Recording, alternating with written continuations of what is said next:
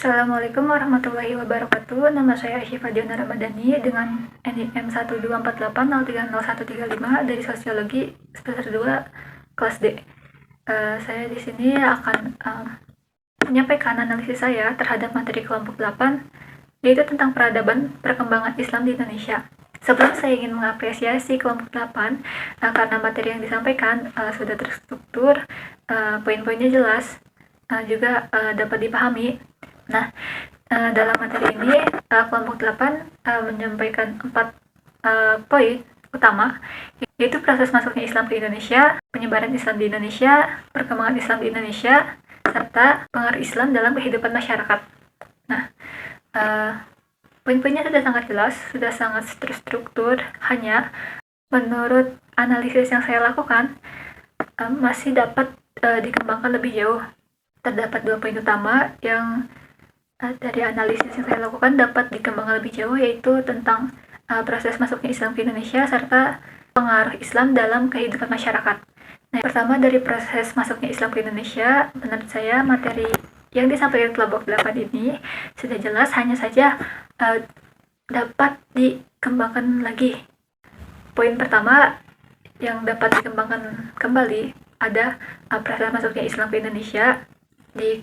Pada poin ini, kelompok 8 menyampaikan bahwa Islam masuk ke Indonesia dengan cara yang damai tanpa cara militer.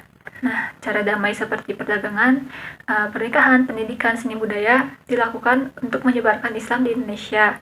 Nah, kelompok 8 ini mencantumkan teori-teori tentang masuknya Islam ke Indonesia seperti yang sudah kita ketahui. Mungkin ada teori Arab, teori Gujarat, teori Persia, serta teori Cina. Nah, dari teori-teori yang mereka sampaikan ini, menurut saya teori-teori yang mereka sampaikan di sini, poin-poin yang mereka sampaikan di sini masih bisa dikembangkan lebih lanjut. Seperti dari analisis saya, dari apa yang saya baca, bahwa teori-teori ini tuh banyak menimbulkan perdebatan di kalangan sejarawan, sampai-sampai diadakan seminar nasional tentang masuknya Islam ke Indonesia pada tahun 1963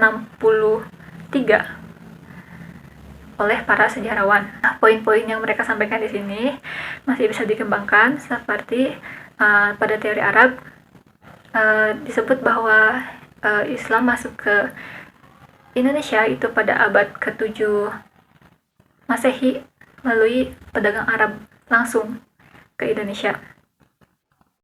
Bisa dikembangkan dengan memang benar pada 7 Masehi, tetapi maksudnya 7 Masehi itu hanya individu-individu dagang yang masuk ke menjalin hubungan dagang ke wilayah Indonesia. Lalu pada teori Gujarat disebutkan bahwa Islam masuk ke Indonesia melalui pedagang Gujarat karena dilihat juga dari faktor hubungan dagang Indonesia dengan India sudah jauh lebih lama. Lalu ada juga faktor bukti sejarah yang berupa nisan yang gayanya mirip dengan batu nisan yang ada di Gujarat. Namun bisa dikembangkan dari apa yang saya baca, bahwa bukti sejarah berupa batu nisan ini memang, kalaupun memang batu nisan ini berasal dari Gujarat, tapi belum tentu juga Islam berasal dari sana. Lalu pada teori Persia disoroti bahwa adanya kesamaan Islam antara Islam di Persia dan di Indonesia menyebabkan kesimpulan bahwa Islam di Indonesia ini datang dari pedagang-pedagang Persia yang berdagang ke Indonesia.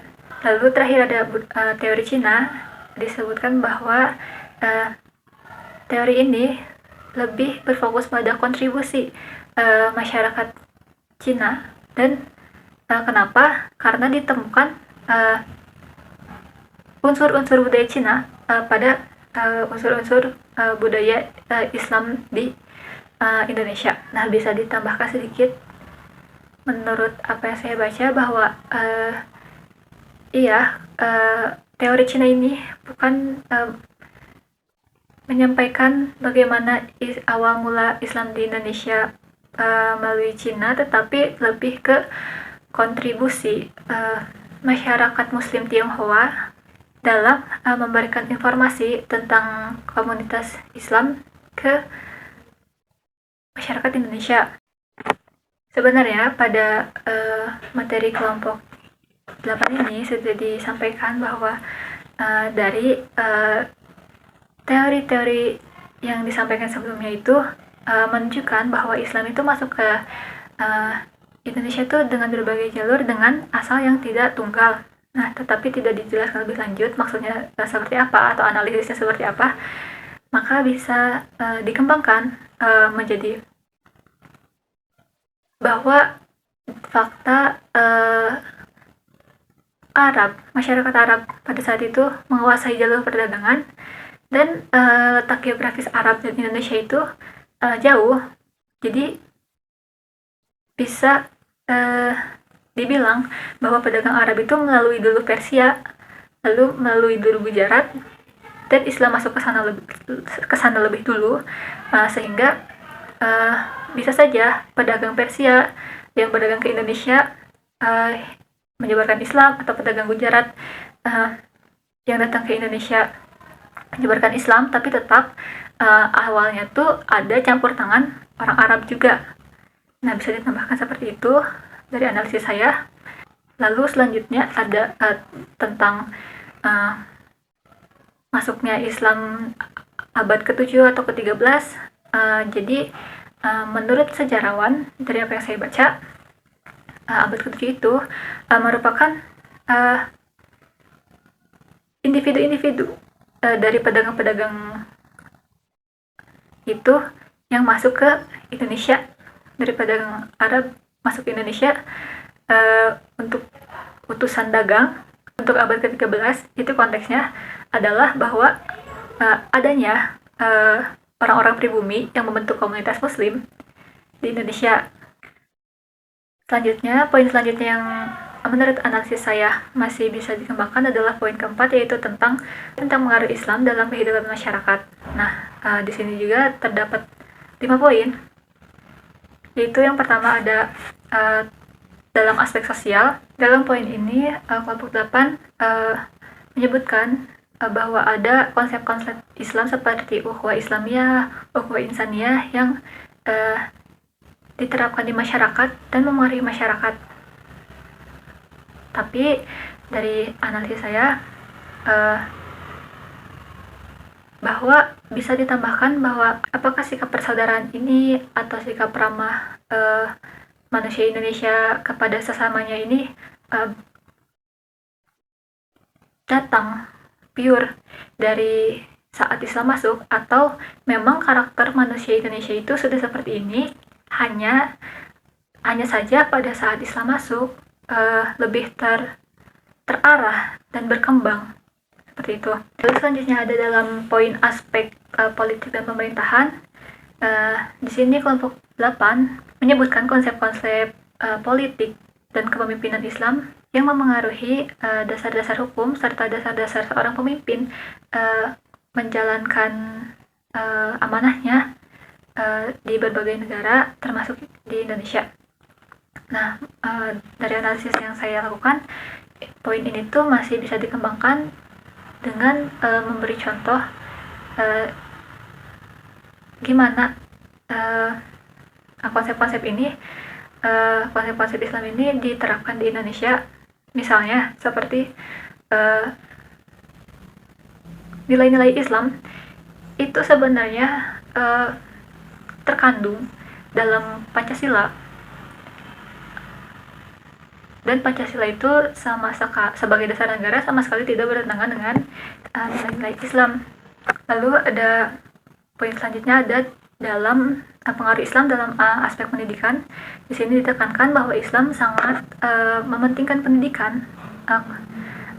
Lalu di Indonesia juga berkembang lembaga-lembaga seperti pesantren, madrasah, yang menunjukkan bahwa Islam tuh tidak hanya mementingkan ajaran agama, tetapi tapi pelajaran umum juga penting dan malah saling melengkapi dengan ajaran agama. Di sini sebenarnya disebutkan bahwa dari aspek-aspek pendidikan ini, dari lembaga pendidikan tadi, menghasilkan banyak orang dan generasi-generasi yang unggul, banyak orang-orang yang penting dan berimpact. Hanya saja tidak disebutkan contohnya siapanya. Malahan di sini disebutkannya tokoh dari masa lalu seperti Ibnu Sina, Al-Farabi, dan Al-Khawarizmi. Tetapi tidak disebutkan tokoh Indonesia, mungkin bisa ditambahkan seperti Gus Dur, Habibie, atau tokoh-tokoh lainnya seperti itu. Poin selanjutnya ada pengaruh Islam dalam kebudayaan masyarakat Indonesia yang menurut saya masih bisa dikembangkan. Di sini disebutkan bahwa masuknya Islam ke wilayah Nusantara membawa nilai-nilai baru yang malahan menyatu dengan nilai-nilai budaya Indonesia yang sudah ada. Nah, kebudayaan-kebudayaan baru yang dari hasil campuran tadi bisa dilihat dari arsitektur, kesenian-kesenian, sastra, dan lain-lain. Lalu ada juga dari tradisi seperti Maulid Nabi, tahlil, dan pesantren kilat. Nah, hal yang bisa dikembangkan mungkin contoh bagaimana budaya Islam ini bercampur dengan budaya lokal.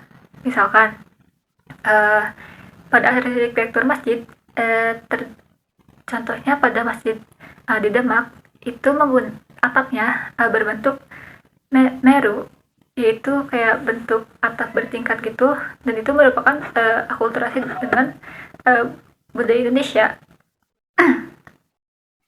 Di mana budaya Indonesia ini sebelumnya dipengaruhi oleh budaya Hindu, lalu bercampur dengan budaya Islam, sehingga masjid itu merupakan simbol dari budaya Islam, sedangkan di atapnya memperlihatkan budaya Indonesia. Seperti itu. Sekian yang dapat saya sampaikan. Mohon maaf apabila banyak kesalahan atau bila terdapat kekeliruan. Terima kasih. Wassalamualaikum warahmatullahi wabarakatuh.